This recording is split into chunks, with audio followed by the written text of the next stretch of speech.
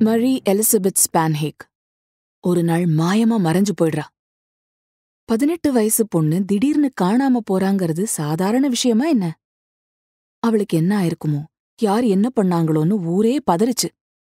அவ காணாம போனதுக்கு என்ன காரணம், யார் காரணம்னு தெரிஞ்சுட்டா பயத்துல பாதி குறைஞ்சிடும். அது இல்லங்கறப்போ வயசு பொண்ணுங்கள வீட்ல வச்சிருக்கிற ஒவ்வொருத்தரும் வயத்துல நெருப்பள்ளி வச்சுக்கிட்ட மாதிரி தவிச்சு போயிடுவாங்க. போதா குறைக்கு அவ காணாம போன அடுத்த வருஷமே 20 வயசு கொலீன் ஸ்டானும் மாயமா மறைஞ்சு போயிடுறா. அவ்வளவுதான், ஊரே பீதியில உறைஞ்சிடுச்சு. 2 பேரும் எங்க போனாங்கங்கிறதுக்கு சின்ன தடயம் கூட கிடைக்கல. போலீஸ், FBI டிடெக்டிவ்ஸ்னு எல்லா தரப்பும் வலை வீசி தேடினாங்க. எதுவும் சிக்கல. இவங்க காணாம போய் பல வருஷம் கழிச்சுதான் மர்மம் விலகுச்சு. அதுவும் 2வது மர்மம் மட்டும்தான். மரி எலிசபெத் ஸ்பான்ஹேக்கு நடந்த பாதிப்புக்கு எந்த நீதியும் கிடைக்கல. மரி எலிசபெத் ஸ்பான்ஹேக் நீதி கேட்கறதுக்காக என்ன பண்ணான்னு சொன்னா நீங்க நம்புவீங்களான்னு தெரியல. ஆனா நம்பித்தான் ஆகணும். ஹியூமன் போடியமுடன் இணைந்து ஹவுஸ் ஆஃப் செப்பார் மற்றும் மையா பப்ளிஷிங் வழங்கும் section 302 A Tamil True Crime Podcast. Case 12, Episode 1. நீதி கேட்டு வந்த ஆவி. யானையே நின்னாலும் தடவி பார்த்துதான் தெரிஞ்சுக்கணுங்கிற மாதிரி நல்ல குமிருட்டு. அந்த இருட்டுக்குள்ள 6 அடியில இருள் மாதிரி ஒரு உருவம் நடந்து போகுது. அதுக்கு பின்னாடியே இன்னொரு குள்ளமான உருவம். 2ம் மெதுவா கதவை திறக்குது. பழைய காலத்து கதவு திறக்கவும் அப்படின்னு சத்தம். மன்னர் காலத்துல சிறை பிடிச்சவங்களை அடைச்சு வைக்க பயன்படுத்துற மாதிரியான ஒரு டஞ்சனோட கதவு அது. அதுக்குள்ளதான் அந்த 2 உருவமும் போகுது. காலடி சத்தத்தை கேட்டு 2-3 வௌவால் குறுக்க நெடுக்க கிரீச்சு கிரீச்சுன்னு சத்தம் போட்டுட்டே அங்கேயும் இங்கேயும் பறக்குது. படபட படப்படன்னு அது ரெக்கையை அடிக்கிற சத்தமும் கேக்குது. அந்த 2 உருவமும் நகர்ந்து உள்ள அடி எடுத்து வச்சு நிதானமா படியில கீழே இறங்கி போகவும் அந்த டஞ்சனுக்குள்ள இப்போ ஒரே ஒரு குண்டு பல்பு எரியுது. சன்னமான வெளிச்சம். இப்போவும் அந்த உருவத்தோட முகம் யாரோடதுன்னு தெரியல. ஆனா அது ஒரு ஆணும் பெண்ணும், ஒரு ஜோடி. அந்த டஞ்சன்ல வயசுக்கு வந்த ஒரு டீனேஜ் பொண்ணு நின்னுட்டு இருக்கா. அவளோட தலையில ஹெட் பாக்ஸ். மேஜிக் பண்றவங்க பொண்ணுங்க கழுத்த ஒரு பெட்டியில மாட்டி கத்திய சொருகி வித்த காட்டுவாங்களே, அந்த மாதிரியான ஹெட் பாக்ஸ். ஆனா அது மேஜிக் ஷோல பாக்குற மாதிரி ரசிக்கிற விதமா இல்ல, கொடூரமா இருந்துச்சு. அந்த பொண்ணோட கை 2ம் மேல ஒரு சங்கிலியால கட்டப்பட்டிருந்துச்சு. அவளோட ட்ரெஸ் எல்லாம் அலங்கோலமா கிடந்துச்சு. இவங்க வர்றத பார்த்து இந்த பொண்ணுக்கு நடுக்கும். அவளோட கை 2ம் நடுக்கத்துல ஆடுது. ஹெட் பாக்ஸ் மாட்டிருக்கிறதால அந்த பொண்ணு போடுற சத்தம் சன்னமாத்தான் கேக்குது. அது மூச்சு விட சிரமப்படுற மாதிரி தெரியுது.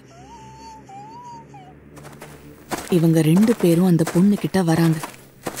பக்கத்துல அந்த பொண்ணை டார்ச்சர் பண்றதுக்கான சங்கிலி, சாட்டை, கயிறுன்னு மட்டும் இல்லாம ஷார்ப்பான சில ஆப்ஜெக்ட்ஸும் இருக்கு. ஒரு சங்கிலியை எடுத்து அந்த பொண்ணோட முதுகுல அடிக்கிறான். அவ வலியில துடிக்கிறா. அதை பார்த்து அவனுக்கு அவ்வளவு சந்தோஷம். அவ துடிக்க துடிக்க இன்னும் பலமா அடிக்கிறான். அப்புறம் ஒரு ஸ்க்ரூ டிரைவரை எடுக்கவும் அப்படின்னு கத்திட்டே ஜோடி ஃபாஸ்டர் பயத்துல எந்திரிச்சு உட்காந்துட்டாங்க. நெஞ்சில கை வச்சா இதயம் வெளியில வந்து விழற மாதிரி வேகமா துடிக்குது. லப்ட லப்ட லப்ட. பக்கத்துல திரும்பி பாக்குறாங்க. ஜோடி ஃபாஸ்டரோட பொண்ணு அசந்து தூங்கிட்டு இருக்கா. பெருமூச்சு விட்டுக்கிட்டே தலையில கை வச்சுக்கிட்டு அப்படியே உட்காந்துட்டாங்க. இன்னும் பதட்டம் அடங்கல. கிச்சனுக்கு போய் தண்ணியை எடுத்து மடமடன்னு குடிக்கிறப்போ கை நடுக்கத்துல மேலெல்லாம் தண்ணி சிந்துது. கண்ணுல தார தாரையா கண்ணீர் கொட்டுது. ஜோடி ஃபாஸ்டர் இந்த வீட்டுக்கு குடி வந்த அப்புறம் இதே மாதிரி கனவு அடிக்கடி வந்து அவங்கள தொல்லப்படுத்துச்சு. அவங்க இப்போ அவங்க புருஷன் கூட இல்ல. அவங்களுக்கு ஒரே ஒரு பொண்ணு, சின்ன பொண்ணு. ஜோடி ஃபாஸ்டரும் அவங்களோட பொண்ணும் தான் இந்த அபார்ட்மெண்ட் வீட்ல இருக்காங்க. ஒரே கனவு திரும்ப திரும்ப ஒரே மாதிரி வரவும் அவங்களுக்கு பயம் அதிகமாயிடுச்சு. ஒரே கனவு எப்படி அடிக்கடி வர முடியும்? உங்களுக்கு அப்படி ஏதாச்சும் ஒரே கனவு திரும்ப திரும்ப வந்திருக்கா? அது அபூர்வம் இல்லையா? அதனாலதான் ஜோடி ஃபாஸ்டருக்கு ஒரே பயம். எப்பவும் பேய் அடிச்ச மாதிரியே தெரிஞ்சாங்க. ஆரஞ்சு கவுண்டி கலிபோர்னியால பிறந்தவங்க ஜோடி ஃபாஸ்டர். அவங்களுக்கு அழகான பொண்ணு பிறந்துச்சு. பேரு ஹேனா. பொண்ணு கொஞ்சம் வளரவும் வீட்டை மாத்திக்கலாம்னு நினைச்சு கலிபோர்னியால உள்ள சிக்கோக்கு குடி வந்தாங்க. சிக்கோ அழகான சிட்டி, கலிபோர்னியாவோட வடக்கு பகுதியில இருக்குது. இப்போ இந்த சிட்டில 10 லட்சம் பேர் இருக்காங்க. உலகத்திலேயே பெரிய அர்பன் பார்க்ஸ் இருக்கிறது சிக்கோல தான். இந்த பகுதியில முதல்ல குடி வந்தவங்களுக்கு பேரு சிக்கோ. இது ஒரு ஸ்பானிஷ் வார்த்தை. இந்த வார்த்தைக்கு லிட்டில்னு அர்த்தம். சிக்கோல சம்மர்ல நல்ல வெயில் அடிக்கும். 38 டிகிரி செல்சியஸ் வரைக்கும் போகும். குளிர்காலத்துல 16 டிகிரி செல்சியஸ் அளவுக்கு குளிர் இருக்கும். என் பேரு மாணிக்கம், எனக்கு இன்னொரு பேரு இருக்குன்னு பாட்ஷா படத்துல ரஜினிகாந்த் சொல்ற மாதிரி சிக்கோக்கு இன்னொரு பேரு இருக்கு, காலேஜ் டவுன். புகழ்பெற்ற கலிபோர்னியா ஸ்டேட் யூனிவர்சிட்டி இருக்கிறது இங்கதான். இந்த ஊர்ல குடியிருக்கணும்னு ஆசைப்பட்டு 2000 ஜனவரி 31 அன்னிக்கு குழந்தையோட வந்தாங்க ஜோடி ஃபாஸ்டர். அப்போ ஹேனாவுக்கு 3 வயசு. பெண் குழந்தைங்க சீக்கிரமாவே எல்லாத்தையும் கத்துக்கும்னு சொல்லுவாங்களே, அப்படி அவ வேக வேகமா வளர்ந்துகிட்டு இருந்தா. 1 வயசுல எல்லாம் பேச ஆரம்பிச்சிட்டா. 1.5 வயசுல எல்லாம் ஓடி ஆடி விளையாட ஆரம்பிச்சிட்டா. அவளுக்கு பொம்மைன்னா ரொம்ப இஷ்டம். அதனால அவளுக்கு பிடிச்ச பொம்மையெல்லாம் யோசிக்காம வாங்கி கொடுத்துருவாங்க. வீடு முழுக்க பொம்மையா கிடக்கும். ஜோடி ஃபாஸ்டர் முறையா சிக்கோக்கு வந்தப்போ எந்த அளவுக்கு அந்த ஊரை பிடிச்சதோ அதை விட அதிகமா இந்த அபார்ட்மெண்ட்டையும் பிடிச்சது. அழகா பார்த்து கட்டின வீடு, கண்ணுக்கு குளிர்ச்சியா நல்ல பிளசண்டான கலர்ல பெயிண்ட் பண்ணியிருந்தாங்க. இவங்க வந்த அப்புறம் வீட்டை இன்னும் அழகா மாத்திக்கிட்டாங்க.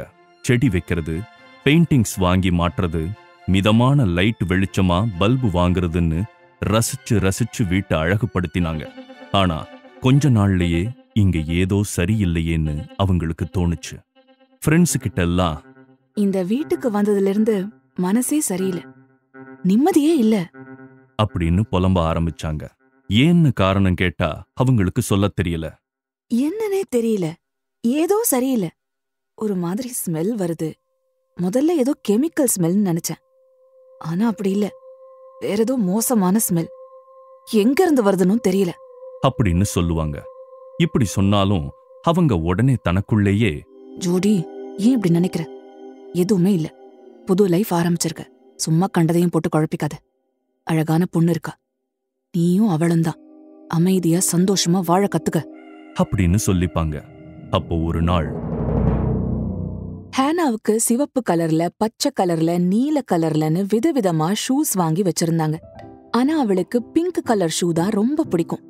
வெளியில கிளம்புறப்போ, ஹேனா அந்த சிவப்பு கலர் ஷூவை போட்டுக்கோயேன் அப்படின்னு கேட்டா அவ, இல்லம்மா எனக்கு பிங்க் கலர் தான் வேணும் அப்படின்னு சொல்லுவா. அவளுக்கு அது பிடிக்கும்னு தெரிஞ்சு வேணும்னே தான் கேட்பாங்க.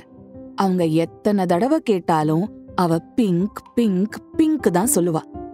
ஹேனாவும் பிங்க் கலர்ல இருப்பா. பிங்க் ட்ரெஸ் போட்டுக்கிட்டு பிங்க் ஷூவும் போட்டு விட்டா போதும், அப்படியே பொம்மை மாதிரி இருப்பா. ஒரு நாள் வெளியில கிளம்புறப்ப கதவு பக்கத்துல எப்பவும் இருக்கிற இடத்துல பிங்க் கலர் ஷூஸ காணும். மத்ததெல்லாம் வெச்சது வெச்ச மாதிரி இருக்கு, ஆனா பிங்க் ஷூஸ மட்டும் காணும். இங்க வெச்ச ஷூஸ் அப்படி எங்க போயிடுச்சு அப்படின்னு நினைச்சிட்டு வீட்டை ஒரு வாட்டி சுத்தி பார்த்தப்போ அது பெட்டு நடுவுல இருந்துச்சு. ஹேனாதான் அங்க எடுத்துட்டு வந்து வச்சுட்டான்னு முதல்ல நினைச்சாங்க. இத ஏன் ஹேனா இங்க கொண்டு வந்து வச்சிருக்க? பெட்டுல எல்லாம் இத வைக்க கூடாதுடா செல்லம் அப்படின்னு சொன்னாங்க. ஆனா அவ அத செய்யலன்னு சொன்னா. ஜோடி ஃபாஸ்டருக்கு நம்பிக்கை வரல. திரும்ப திரும்ப கேட்டுக்கிட்டே இருந்தாங்க. பொய் சொல்லக்கூடாது ஹேனா, பொய் சொன்னா அம்மாவுக்கு பிடிக்காது அப்படின்னு சொன்னாங்க. அவ இல்லவே இல்லன்னு அடம் பிடிச்சா. சரி விளையாட்டு புள்ளன்னு நினைச்சிட்டு ஃப்ரீயா விட்டுட்டாங்க. ஆனா அடுத்த நாள், அதுக்கும் அடுத்த நாள்னு தினமும் பெட்டு நடுவுல ஷூஸ் இருந்துச்சு, பிங்க் கலர் ஷூஸ். ஜோடி ஃபாஸ்டருக்கு பக்குன்னு ஆயிடுச்சு. அந்த சம்பவத்துக்கு அப்புறம்தான் அவங்களுக்கு கெட்ட கனவு வர ஆரம்பிச்சுது.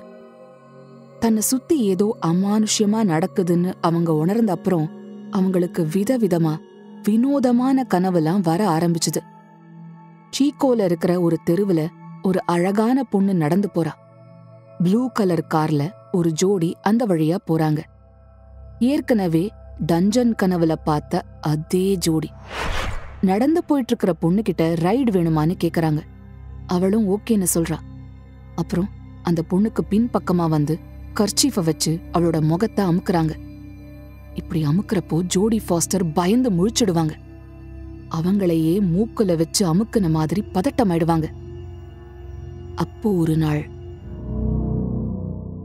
கிச்சன்ல ஜோடி ஃபாஸ்டர் வேலை பார்த்துக்கிட்டு இருக்கிறப்போ ஹேனாவோட சத்தம் கேட்டுச்சு. அது வழக்கமா இருக்கிற மாதிரி இல்லாம யார் கூடவோ பேசிக்கிட்டு இருக்கிற மாதிரி இருந்துச்சு. உடனே ஸ்டவ்வை சிம்ல வச்சுட்டு ஃப்ரை பண்றதை நிறுத்திட்டு கவனமா உத்து கேட்டாங்க. சத்தம் எதுவும் வரல. மனப்பிராந்தி போலன்னு நினைச்சிட்டு அவங்க தலையில அவங்களே தட்டிட்டு வேலைய பார்க்க ஆரம்பிச்சாங்க. இருந்தாலும் சந்தேகம் தீரல. வீட்டுல ஏற்கனவே ஏடா கூடமா என்னென்னவோ நடந்துகிட்டு இருக்குது. புதுசா ஏதும் பிரச்சனை வேண்டாம்னு ஹேனா இருக்கிற ரூமை வந்து எட்டி பார்த்தாங்க. அவ பொம்மைய வச்சுக்கிட்டு சாதாரணமா விளையாடிக்கிட்டு இருந்தா. அப்பாடா அப்படின்னு பெருமூச்சு விட்டுட்டு கிச்சனுக்கு போனாங்க. அன்னிக்கு சாயந்தரமே ரூமுக்கு வெளியில ஹேனா நின்னுகிட்டு இருந்தா. உள்ள யாரையோ பார்த்து சிரிச்சுக்கிட்டே ஹாய் அப்படின்னு சொன்னா. அவ சொல்றத பார்த்தா உள்ளுக்குள்ள ஒரு ஆள் நிக்கிற மாதிரியே தெரிஞ்சது. ஹேனா, யாருக்கு ஹாய் சொல்லிட்டு இருக்க அப்படின்னு ஜோடி ஃபாஸ்டர் கேட்டுக்கிட்டே வேகமா அவளை பார்த்து நடந்து வந்தாங்க. அந்த அக்கா அங்க நிக்கிறாங்கம்மா அப்படின்னு கை நீட்டி சொன்னா. ரொம்ப நாள் பழக்கமான ஒருத்தரை சொல்ற மாதிரி இருந்துச்சு. உள்ள பார்த்தா யாரையும் காணல. யாராச்சும் ஜன்னல் வழியா போனாங்களா அப்படின்னு கேட்டாங்க. அவங்க கண்ணுல பயம். இல்லம்மா, அந்த அக்கா. எந்த அக்கா? மைலேஸ் அக்கா. மைலேஸ் அக்காவா? யார் அவங்க? எப்படி இருக்காங்க? வெள்ளை சட்டை போட்டிருந்தாங்கம்மா அப்படின்னு சொல்லிட்டு அவங்க எப்படி இருந்தாங்கன்னு அப்படியே வர்ணிக்க ஆரம்பிச்சா. உன்னை பயமுறுத்துனாங்களா? இல்லையேம்மா அப்படின்னு சொல்லிட்டு சிரிச்சா. அவ சிரிச்சத பார்த்து ஜோடி ஃபாஸ்டருக்கு கொஞ்சம் நிம்மதியானாலும் அவங்களுக்கு பயம் மட்டும் குறையவே இல்லை. அப்போ ஒரு நாள் அம்மாவும் பொண்ணும் வெளியில சாப்பிட போலாம்னு கிளம்புனாங்க. 2 பேரும் வெளியில நிறைய டைம் ஸ்பெண்ட் பண்ணிட்டு லேட்டா தான் திரும்பி வந்தாங்க. கதவை திறந்ததும் லேண்ட்லைன் போனோட வயர் கட்டாகி இருந்துச்சு. அந்த நாட்டிலெல்லாம் நீளமான வயர் வச்ச போன் வாங்குற பழக்கம் உண்டு. போன் ஒரு சுவத்துல தொங்கிட்டு இருக்கும். ரிசீவரை கையில எடுத்துக்கிட்டு கொஞ்ச தூரம் நடந்துகிட்டே கூட பேசலாம். அப்படி ஒரு போன் தான் அது. போன் சுவத்துல தொங்குது, ரிசீவர் கீழே கிடக்குது. ஆனா அந்த நீளமான வயரை மட்டும் காணல. சுத்தி சுத்தி பார்த்தாங்க. ஹால்ல, கிச்சன்ல, பாத்ரூம்லன்னு எல்லா ரூம்லயும் தேடினாங்க. எங்கேயும் காணல. ஏதாச்சும் எலி கடிச்சிருக்குமோன்னு நினைச்சாங்க. அப்படியே கடிச்சிருந்தாலும் அவ்வளவு நீளமான வயரை அதால இழுத்துட்டு போயிருக்க முடியாதேங்கிற நினைப்பு வரவும் மறுபடியும் ஜோடி ஃபாஸ்டருக்கு பயம் தொத்திக்கிச்சு. ஹேனா நல்ல தூக்க கலக்கத்துல இருந்தா. அவளை தூங்க வச்சுட்டு இது என்னன்னு பார்க்கலாம்னு பெட்ரூமுக்கு போனாங்க. அங்க போனவங்க அப்படியே அதிர்ச்சியில உறைஞ்சு போய் நின்னுட்டாங்க. ஹேனாவுக்கு பொம்மைனா ரொம்ப பிடிக்குங்கிறதுனால வீட்ல நிறைய பொம்மை வாங்கி வச்சிருப்பாங்க. அந்த எல்லா பொம்மையும் ஏதோ மண்ணை குவிச்சு வச்ச மாதிரி குவிஞ்சு கிடந்துச்சு. வழக்கமா அந்த வீடு ஃபுல்லா ஹேனாவோட பொம்மை செதறி கிடக்கும்.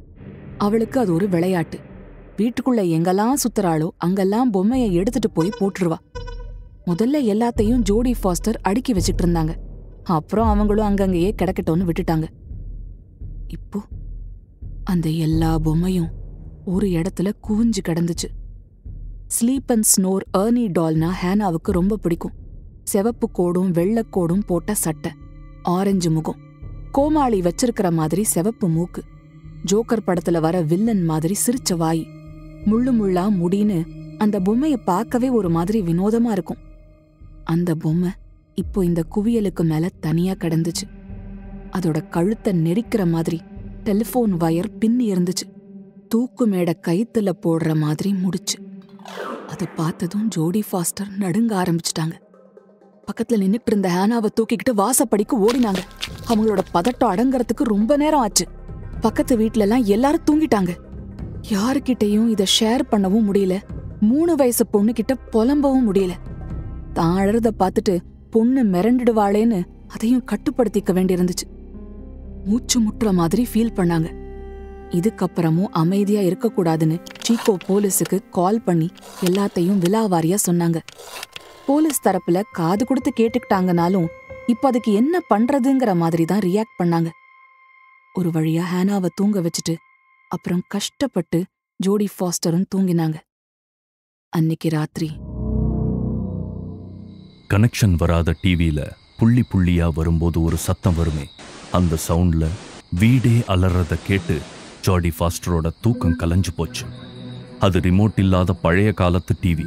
அதை ஆன் பண்ணணும்னா எந்திரிச்சு வந்து ஸ்விட்ச் போட்டா தான் முடியும். 2 பேரும் தூங்கிட்டு இருக்கிறப்போ யார் வந்து டிவி போட்டது? அதுக்குள்ள பேய் படத்துல வர்ற மாதிரி கபோர்ட் கதவெல்லாம் காத்துல படபட படபடன்னு ஆட ஆரம்பிச்சிருச்சு. கிச்சன்ல அடுப்பு தானா எரிஞ்சுது. பைப்ல இருந்து தண்ணி விழுந்துச்சு. எல்லா லைட்ஸும் விட்டு விட்டு எரிய ஆரம்பிச்சுது. புயல் அடிச்சா மாதிரி வீட்ல ஒரே ரணக்களம். திடீர்னு எல்லாம் நின்னுடுச்சு. மயான அமைதி. அப்போ அப்படின்னு கேட்க ஆரம்பிச்சது. ஸ்லீப் அண்ட் ஸ்னோர் ஏர்னி டால் தான் அப்படி பேசிக்கிட்டு இருந்துச்சு.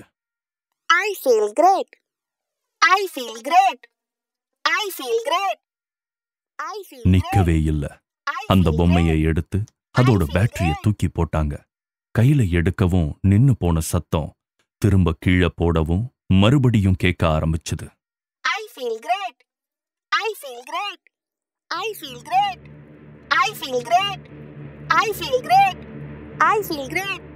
பேட்டரி இல்லாத பொம்மை எப்படி பேசுது? ரூமுக்கு போய் ஹேனாவை தூக்கிக்கிட்டு பக்கத்து வீட்டுல யார்கிட்டயாச்சும் ஹெல்ப் கேட்கலான்னு தலை தெறிக்க ஓடினாங்க. பின்னாடியே ஒரு குரல் துரத்திட்டு வந்துச்சு.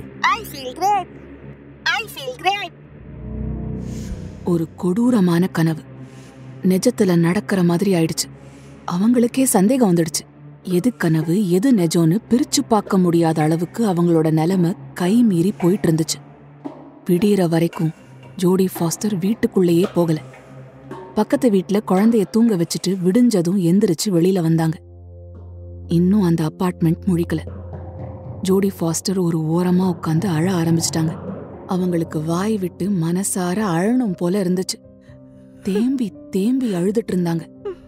அப்போ அதை பார்த்துட்டு இருந்த ஒரு வயசான தாத்தா கிட்ட வந்தாரு. அவர் அந்த அபார்ட்மெண்ட்ல 25 வருஷமா இருக்கிறவர். அவர் கூடவே அவரோட நாயும் வந்துச்சு. அது ஜோடி ஃபாஸ்டரோட காலையும் கையையும் நக்கி விட்டுச்சு. அப்படியே முகத்து பக்கமா வரவும் அந்த நாயை கட்டி பிடிச்சு அழ ஆரம்பிச்சிட்டாங்க. அன்போட அந்த நாய் கொலைச்சுது. என்னாச்சுமா? ஏன் இப்படி அழுதுகிட்டு இருக்கிற அப்படின்னு கேட்டாரு. பயமா இருக்கு. ஏன் என்னாச்சு? நைட்டு டின்னர் போயிட்டு வீட்டுக்கு வந்ததுல இருந்து ராத்திரி நடந்த விஷயம் எல்லாத்தையும் சொன்னாங்க. அவங்க சொல்லி முடிக்கவும் 14வது நம்பர் வீட்லயா இருக்க அப்படின்னு தாத்தா கேட்டாரு. எப்படி வீட்டு நம்பரை கரெக்டா சொன்னாருன்னு ஜோடி ஃபாஸ்டருக்கு ஆச்சரியம். ஆமான்னு மேலையும் கீழையும் தலைய ஆட்டினாங்க. ஜோடி, அந்த வீட்ல யாருமே ரொம்ப நாள் இருந்தது இல்ல. 1 நாள் 2 நாள்ல எல்லாம் வீட்டை விட்டு ஓடினவங்க இருக்கிறாங்க. என்ன சொல்றீங்க? என்னாச்சு? நான் இந்த அபார்ட்மெண்ட்டுக்கு வந்த புதுசுல ஒரு பொண்ணு இருந்தா. நீ இருக்கிற வீட்லதான். எனக்கு அவ பேரு ஞாபகம் இல்ல. திடீர்னு ஒரு நாள் காணாம போயிட்டா. அவளுக்கு என்ன ஆச்சுன்னு யாருக்கும் எதுவும் தெரியல. அதுக்கப்புறம் அந்த வீட்டுக்கு வந்தவங்க யாருமே அங்க ஒழுங்கா குடும்பம் நடத்தினது இல்ல. தாத்தாவையே வெறிச்சு பாத்துட்டு இருந்தாங்க ஜோடி ஃபாஸ்டர். அவர் அவங்கள பார்த்து அழுத்தமா சொன்னாரு. ஜோடி, நீ சின்ன குழந்தைய வேற வச்சிருக்கிற, தனியா வேற இருக்கிற. அந்த பொண்ணுக்காகவாச்சும் நீ வேற வீடு பார்த்துட்டு போயிடுறது நல்லது. ஜோடி ஃபாஸ்டர் இதுக்கப்புறம் விசாரிச்சு பார்க்கும்போது மத்தவங்களும் அந்த தாத்தா சொன்ன கதைய உறுதிப்படுத்தினாங்க. அந்த பொண்ணோட பேரு மரி எலிசபெத் ஸ்பான்ஹேக்னு சொன்னாங்க. ஜோடி ஃபாஸ்டர் இந்த கதையெல்லாம் கேட்டு பின் வாங்கிடல. நம்ம வீட்ல அவளோட ஆவிதான் சுத்துதுங்கிற எண்ணம் வரவும் அந்த ஆவி மேல அவங்களுக்கு ஒரு சாஃப்ட் கார்னர் வர ஆரம்பிச்சுது. நம்ம வழியா அந்த ஆவி ஏதோ சொல்ல பாக்குதுன்னு நினைச்சாங்க. சந்திரமுகி படத்துல கங்கா கண்ணாடி முன்னாடி நின்னு அவளை சந்திரமுகியாவே நினைச்சுக்கிட்ட மாதிரி மரி எலிசபெத் ஸ்பான்ஹேக் உயிரோட இல்லன்னும் அவளோட ஆவிதான் நம்ம கிட்ட பேச பாக்குதுன்னும் ஜோடி ஃபாஸ்டர் நினைச்சாங்க. அவளுக்கு என்ன நடந்துச்சுன்னு இந்த உலகத்துக்கு சொல்லணும்னு முடிவு பண்ணினாங்க.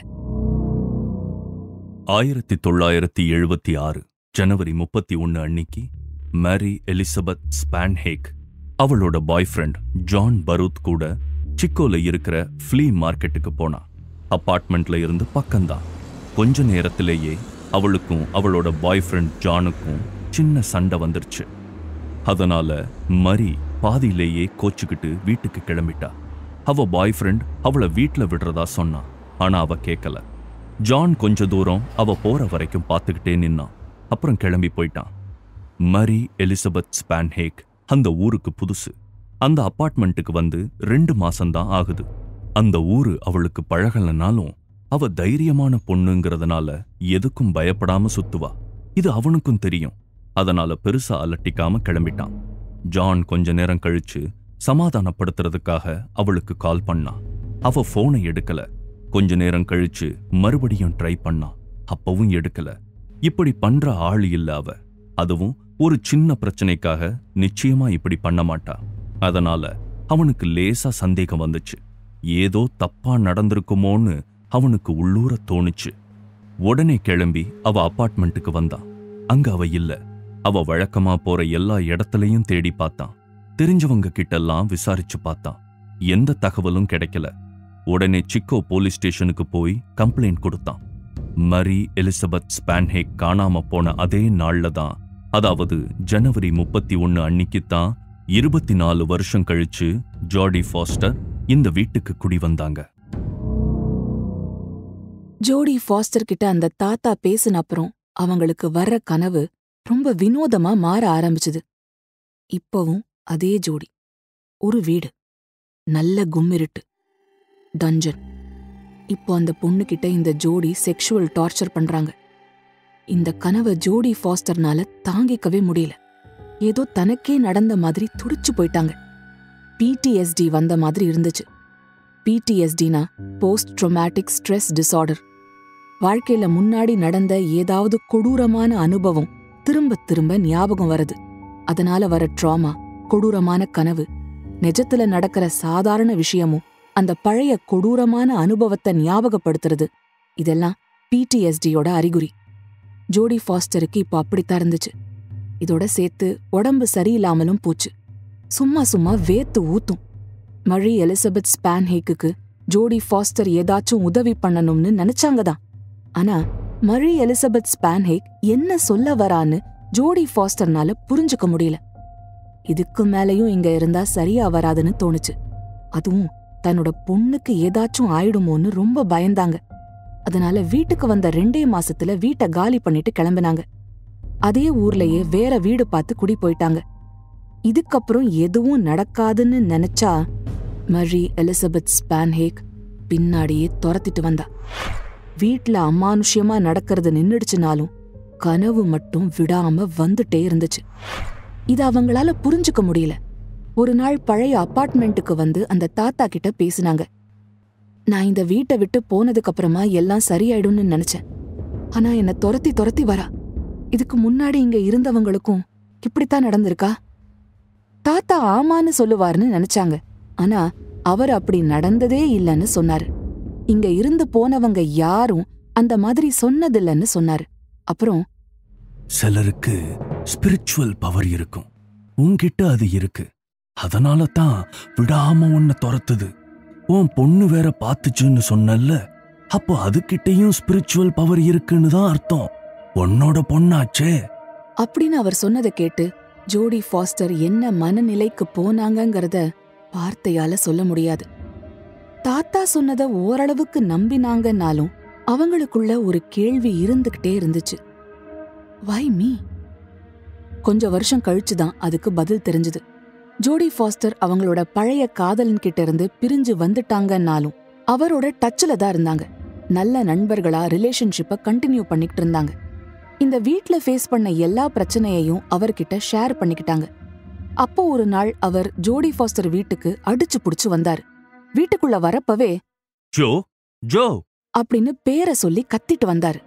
என்னன்னு விசாரிச்சப்ப, ஜோ, நான் சொல்ல போறத நீ நம்ப மாட்ட. என்ன? நான் ஒரு நியூஸ் ஆர்டிக்கல் படிச்சேன். ஒரு புக்ல இருந்துச்சு. அதுல உன்னோட வீட்ல இருந்து காணாம போன பொண்ண பத்தின தகவல் இருந்துச்சு. அந்த பொண்ணு பேர் ஞாபகம் இருக்கா? ஆமா, மரி எலிசபெத் ஸ்பான்ஹேக். அந்த பொண்ணுக்கு ஒரு நிக்நேம் இருந்திருக்கு. என்ன? மார்லிஸ்.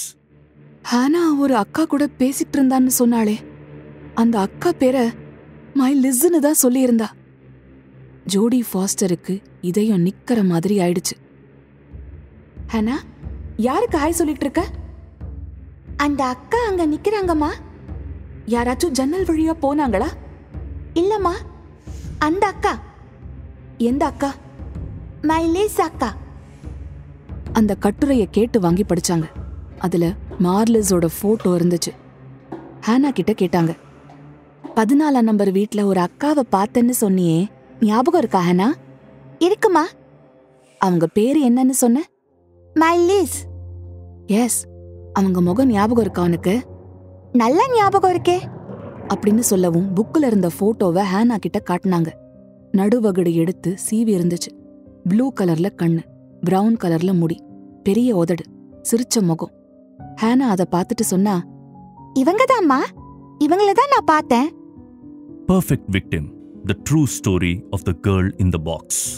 ஜோடி ஃபாஸ்டரோட பழைய காதலன் படிச்ச புக்கு இதுதான். இது வழியாத்தான் மார்லிஸ் பத்தின தகவல் கிடைச்சது. ஆனா இது மார்லிஸ் பத்தின புக் இல்ல, காலின் ஸ்டான்கிற 20 வயசு பொண்ண பத்தின புக்கு. மார்லிஸ் காணாம போன அடுத்த வருஷமே ஒரு பொண்ணு காணாம போச்சே, அந்த பொண்ணுதான் காலின் ஸ்டான். உலகத்தையே உலுக்கின கதை இது. 20 வயசு பொண்ணு 7 வருஷமா அடிமையா இருந்தா, செக்ஸ் ஸ்லேவ். அவளை கடத்திட்டு போனது ஒரு ஆணும் பெண்ணும், கேமரன் ஹூக்கர், ஜானிஸ். ஜோடி ஃபாஸ்டர் கனவுல வந்த மாதிரியே ப்ளூ கலர் கார்ல வந்து இவங்க கிட்ட பேச்சு கொடுத்து கடத்திட்டு போயிட்டாங்க. ஒரு டஞ்சன்ல போட்டு வச்சு அவளை கொடூரமா சித்திரவதை பண்ணாங்க. அப்போ ஜோடி ஃபாஸ்டர் கண்ட கனவெல்லாம் மார்லிஸ் பத்தி இல்லையா? அது எப்படி காலின் ஸ்டானுக்கும் பொருந்துச்சு? ஜோடி ஃபாஸ்டருக்கு ஒரே குழப்பம். அந்த கொடூரமானவன் கிட்ட இருந்து தப்பிச்சு போன காலின் ஸ்டான் பின்னாடி தைரியமா அவனுக்கு தண்டனை வாங்கி கொடுத்தாங்க. ஆனா மார்லிஸ் வழக்கு இன்னும் ஓபன்ல தான் இருக்கு. மார்லிஸ்க்கு நடந்த குற்றத்துக்காக அவனுக்கு தண்டனை வாங்கி தர முடியல. இப்போதான் ஜோடி ஃபாஸ்டருக்கு ஒன்னா புரிய ஆரம்பிச்சுது. தனக்கும் நீதி வேணும்னு கேட்டுத்தான் மார்லிஸ் ஆவியா அலைஞ்சுகிட்டு இருக்கான்னும் தன்னை விடாம துரத்திக்கிட்டு இருக்கான்னும் புரிஞ்சுது. அவளுக்கு எப்படியாவது நீதி வாங்கி கொடுக்கணும்னு நினைச்சாங்க. தன்னோட கனவுல வந்த விஷயம் ஏதாவது உதவியா இருக்குமான்னு யோசிச்சு பார்க்க ஆரம்பிச்சாங்க. ஏதாவது சின்ன லீடு கிடைச்சா போதும், பிடிச்சிடலாம். எல்லாம் அப்படியே ஒத்து போறதால நம்ம தான் மார்லிஸ்க்கு உதவணும்னு நினைச்சு காலின் ஸ்டான் வழக்கு பத்தி ஆராய்ச்சி பண்ண ஆரம்பிச்சாங்க. ஜோடி ஃபாஸ்டருக்கு அதிர்ச்சி மேல அதிர்ச்சி காத்துக்கிட்டு இருந்துச்சு. மார்லிஸ் இறந்து போய் 40 வருஷம் கழிச்சு பணம் மாதிரி கிடந்த அந்த வழக்குக்கு உயிர் வந்துச்சு. ஆவி கொடுத்த உயிர். தொடர்ந்து என்ன ஆச்சுன்னு தெரிஞ்சுக்க அடுத்த வாரம் புது எபிசோட் கேளுங்க. This episode was brought to you by House of Sapar. In a refined blend of passion and craftsmanship, House of Sapar enchants the senses with its creations. Each dessert is a work of art, the result of meticulous care in selecting ingredients and a mastery that defies time. In this culinary realm, creativity merges with tradition, offering a unique and unforgettable experience. With House of Sapar, taste becomes a sensory journey where each flavor is a meeting with the most exquisite elegance and pleasure. And Maya Publishing. Turn your literary dreams into reality with Maya Publishing, where your story finds its voice and comes to life in print. Script by Tamil 360 Degree. Narrated by Deepika Arun and Blade Shankar. Sound design, recording, mixing and mastering by Baba Prasad. Assisted by Surya Prakash at Digi Sound Studio, Chennai. Music by Dakshin. Direction team Bhavya Kirtivasan and Srinitya Sundar. Executive producer Deepika Arun. Produced by Human Podium. This podcast is based on true stories and real-life events. While we strive for accuracy and authenticity, certain aspects such as dialogue, pacing, and narrative sequence may have been enhanced or reconstructed for dramatic and entertainment purposes. Our intention is to provide a compelling and engaging listening experience while staying true to the essence of the stories being told. Keep in mind that some details may have been altered or condensed for storytelling reasons. Listeners are advised to use their discretion. We may refer to specific individuals or groups by their names in order to share stories, insights, or historical accounts. These references are intended to provide context and understanding and are based on publicly available information. We want to emphasize that these references are made solely for the purpose of providing accurate information and fostering a deeper understanding of our culture and society. We strive to approach these discussions with sensitivity and a commitment to treat all individuals and their stories with respect and sensitivity.